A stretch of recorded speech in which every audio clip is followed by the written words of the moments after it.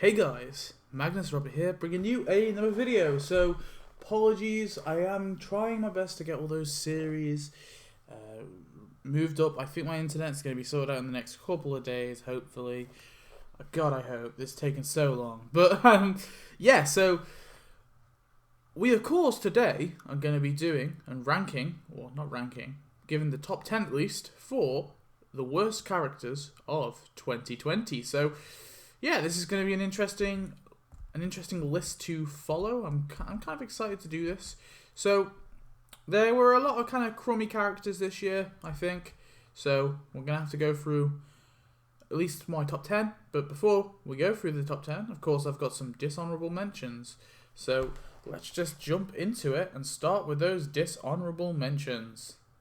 Tabitha Vix. Oh, I didn't quite think she cut the top 10 list for worst character, but certainly I didn't think this character was great. I think at best she's mediocre, at worst she's bad. So that's kind of where I feel that's sort of how I feel about her. Now, my biggest issue with her is there's just nothing about her. I think at least Buck Mitchell has something going for him. You know, the whole isotope thing. I don't know, I think there's more going for him than there is for her. For her, I don't know, especially in the game, it just, her like, the quest line she went through was a bit it wasn't very great, and the stage she comes with is pretty bad too. Not that I'm judging her on that. But yeah, her animations aren't anything too special either. Yeah, honestly, I just kind of think she's a bit crummy. She's nothing that great. So yeah, I put Tabitha Vix, but not quite makes the top. She doesn't quite make the top 10, but she is a dishonorable mention. Stogie, I don't know about Stogie. He's just really odd, but again, so similar thing with Tabitha. I didn't know what was going for him. I sort of get his deal, but at the same time, he just feels very there's nothing exciting about him. So yeah, he also is a dishonorable mention. Iron Yuppie. Okay, originally this guy was in my top 10 list, and then I was like, do you know what? Because he's free, and because he looks kind of cool, I'll give him the benefit of the doubt. I don't think his animations are terrible either. They're okay. They're fine. They're not okay. They're fine, right? They're acceptable. I can tolerate them. But him being the final character, him being the sort of big boss of the wrestling game, or at least how they kind of posed it in the quest line, I just didn't think it was a bit underwhelming. I'm not gonna lie. So yeah, that is the Iron Yuppie. He goes in the dishonorable mentions. And then the final dishonorable mention is Dr. Bonebrake. Now, Dr. Bonebrake, again, is also free, so I'm giving him the benefit of the doubt. I do think he has some okay animations. I think they're better than... are they better than Iron Yuppies? I'd say they're on par with Iron Yuppie. Yeah, I don't know. He was a bit forgettable, not gonna lie. Obviously, he's married to Rumbelina, or at least, yeah, they're like together as a couple. If you're wondering, Rumbelina and the... God, what's his name? Rasputin the Friendly Russian? Those guys are not on my list at all. Those guys got spared. But Dr. Bonebrake, he is not spared. He is on my dishonorable mentions. But he didn't quite make number 10, so... let's reveal who number 10 is. Number 10 is Captain Flag. Okay, the main reason why I'm putting Captain Flag here is I thought he was a disappointing start. He sort of put the sour taste of the wrestling update, or at least the content we were getting in the wrestling update. He put the sour taste in my mouth. So that is why Captain Flag is going as number 10. Now, the reason why he's not any higher is he was free. So I'm like, oh, whatever, he was free, benefit of the doubt sort of thing. But certainly not a great character, certainly a pretty crummy one. So yeah, he goes in number 10. His tasks are kind of weird. He's got that weird task with the NPC, that random NPC who appears in like so many characters' tasks now. Yeah, honestly, Captain Flag, nothing amazing. He's got a cool sort of get-up, I guess, but that's about all he's got going for him. And they didn't even add his sidekick, so yeah, screw Captain Flag at number 10. Anyway, moving on. Torture Coach. The one redeeming factor to Torture Coach, and the reason he is no higher, is purely based on his questline. I didn't think it was that bad. It was an okay questline. It was kind of funny. Now, we have to mention that he's very much a blink and you miss it, or he's not quite a blink and you miss it, but he's at least a non-important character to the plot. He doesn't really do much in the episode that he appears in. That being said, I think that what they did with him was fine, but compared to the other characters we got this year, I just don't think he was that great. I kind of put him a little bit above Captain Flag, purely because he doesn't even have a name, and I also didn't... I don't know. Yeah, I just find him a bit... He's a bit forgettable, so that's why he's number 9. Captain Flag is memorable in parts, but for bad reasons. But yeah, anyway, that's number 9, Torture Coach. King Herod. Yeah, King Herod's going here. So, I think this is a tricky one, alright? Because technically we got Angel Lisa that one year. I believe that Angel Lisa should have been a costume. So, I'm going to be consistent, and I'm going to say that King Herod should have been a costume too. I do think that this should have been a costume. Yeah, this should have been a costume for Burns. Now, obviously, the one I always like to refer to is the Pharaoh Skinner. That is a sort of Bible retelling, and that is a costume for Skinner, not a separate character. Now, they could have easily just, created the Pharaoh or, something generic like that and given us the Pharaoh, which is just Skinner. But they didn't. They gave it as a costume. And I think this should have been a costume too. And that's the main reason why it's here. I don't think the animations are particularly that great. I think the building he comes with is amazing, but I'm not judging him on the building. Yeah, I mean, overall, very lackluster, very bad, and should have been a costume. So that is King Herod at number 8. Moving on. Bully Boss. I believe this guy has a name, right? And they just called him Bully Boss instead. Yeah, this guy was just forgettable. Again, he kind of falls into the really forgettable, really obscure, really random. I didn't think he did anything. He didn't really serve the quest line particularly well that he was in. Yeah, I just think overall he was, again, very, very lackluster, very bad. Wasn't particularly a fan of his at all. I mean, his animations are not amazing either, so... And I didn't like his quest. Oh god, I hated his quest line. That was the most boring read ever. So, Bully Boss is going here. Opal. I'll be honest. I think they could have done something really interesting with her quest line, but it was pretty meh. I think the character was just kind of thrown in the prize track. It didn't feel particularly well implemented, and I don't think the animations are that great either. It's the actual character, and again, this is sort of the show. The actual character is just such a lazy parody character. Like, there's nothing interesting. They don't do anything interesting with it, right? So, Quimby's a parody character of, Kennedys, right? He's the parody character of the Kennedys. But you don't instantly get that from him. Like, I don't know. Like, I think that's a good parody in my opinion, right? Whereas Opal is just such a lazy parody. So, yeah, I did not care for Opal, so she is going here. Krusty Claus should have been a costume too, and the reason why I'm putting this as sort of extra is I didn't think it was that well fitted into the quest line either. I mean, it was fine, it made sense, but yeah, I don't know, I wasn't a big fan of Krusty Claus at all. I think that the character was very, very lackluster. I do like the fact he's got unique voice. I do sort of like the look of him, but I do fundamentally think this should have been a costume. And this could have been such a cool costume for Krusty, and that's why I'm very sort of disappointed. Like, with King Herod, I mean, yeah, that should have been a costume, but it would have been, even if it was a costume, I wouldn't have loved it that much. Whereas this would have been an epic costume for Krusty, so I just think it's a massive missed opportunity. So that is why I'm putting Krusty Claus as number 5. Moving on to our top 4. Professor Werner von Braun. Okay, I don't like to be mean to people, but this guy is too huge.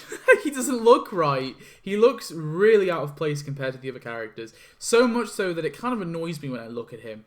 That on top of the fact that he's premium, I don't think it's particularly worth it. I do think the building he comes with is cool enough.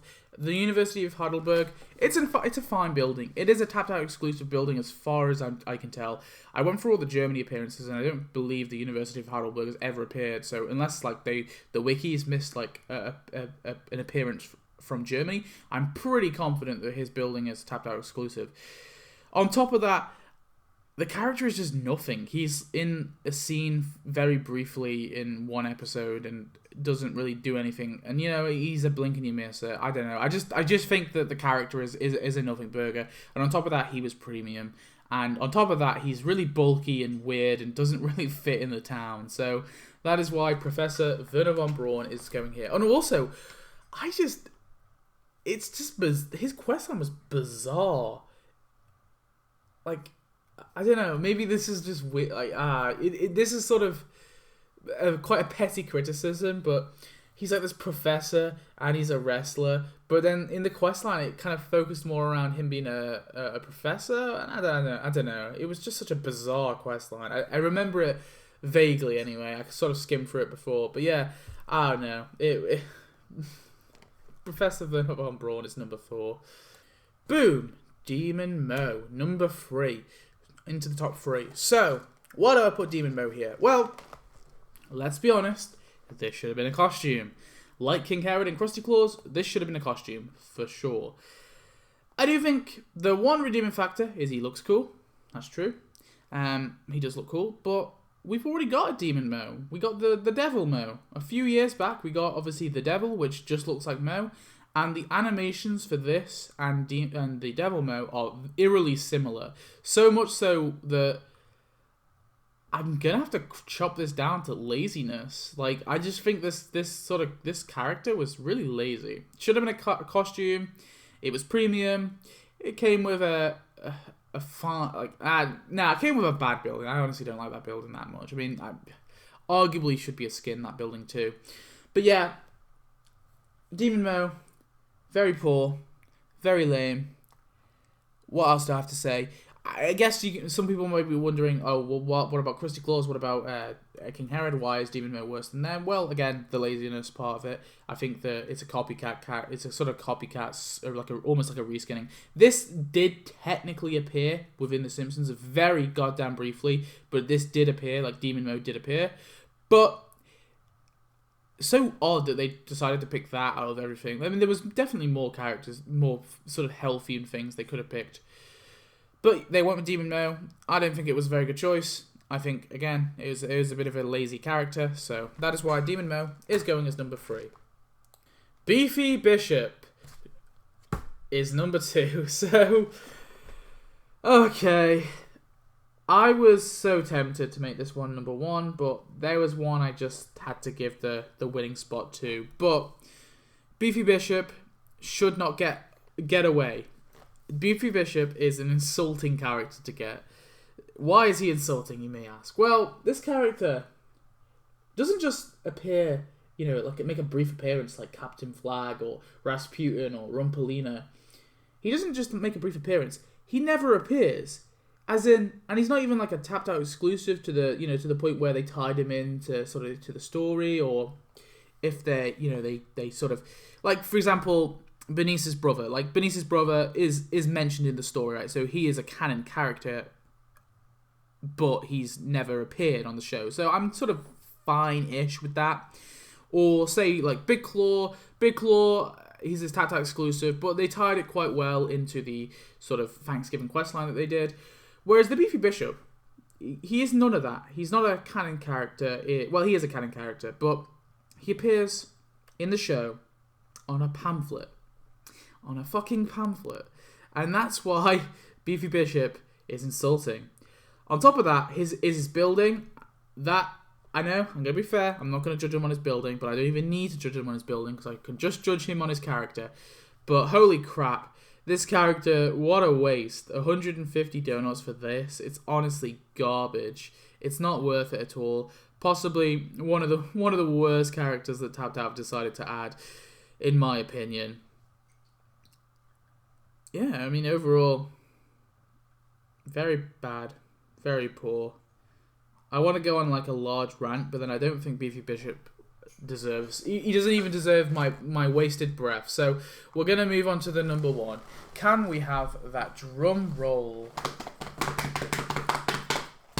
Number one is Muscular Milhouse. So the reason why Muscular Milhouse takes the win, you guessed it, he is super premium. Now, I've got to kind of bring up this because I feel like people might be calling me a hypocrite. But, so, in the past, when the Halloween update came out, specifically, I praised Donut Homer a little bit. I said, look, it's pricey, but he's reasonably priced, and it's a very cool costume. And I kind of stand by that. I don't think he should be deserving any sort of top lists. You'll see where I place him when I kind of do my top 5 costumes, top 5 worst costumes. But Muscular Milhouse was the other sort of super premium thing that we got this year. So we of course got Donut Homer and we got Muscular Milhouse and then the Black Friday stuff. So there's only two, one costume, one character. So the reason why he's number one is because he's a super premium character.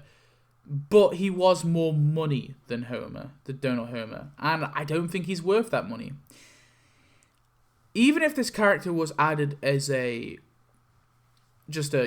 premium character, a regular premium character, or even a free character, I would still have my issues with it. Probably wouldn't make this list. Maybe would make the dishonorable mentions, but it wouldn't have made this list. Wouldn't have made number one anyway. But the reason why this character is particularly weird is this is the first teenage version of a character that is currently a kid within the timeline of the show. So what I mean by this is, say Bart, of course we've got young Bart, we've got regular Bart, and we've got Mooch Bart. But now for Milhouse, we've got Secretary Van Houten, which is his adult version, and we've got Muscular Milhouse, which is the teenage version. So we've got the sort of 10-year-old, the teenager, and the adult. And if they ever were to do a baby update, I imagine they would add a baby Milhouse. I mean, that's still potentially to be added. But what this sort of opens up is the potential of them adding multiple teenage characters. So we can get Teenage Bart, Teenage Lisa. And I don't know how I feel about that. I'll be honest. Having more of them it's honestly going to annoy me. But yeah, it's sort of opened the floodgates, if you will. It's super premium. So that is why Muscular Milhouse deserves this one. I don't think even Beefy Bishop doesn't quite beat Muscular Milhouse. Like I said before, if Muscular Milhouse wasn't super premium, he probably would just be dishonorable mention. But he was super premium. He was the only super premium character of the year, so he has to go number one because I hate super premium characters. So anyway, that is my list. I hope you enjoyed. Please do leave me your top 10. If you can't be bothered doing top 10, maybe a top 5. If you can't do a top 5, do a top 3. And if you can't even be bothered to do a top 3, then do me a top 1. Just give me your worst character. I better enjoy your opinions, otherwise your comment won't get a heart. No, I'm joking. I'll give you if you validate your points. If you've got a different view, that's cool, but you gotta back it up with good reasons. Otherwise, your comment won't get a heart. Anyway, I hope you enjoyed this video. Thanks for watching as always. I'll see you in the next one. Goodbye.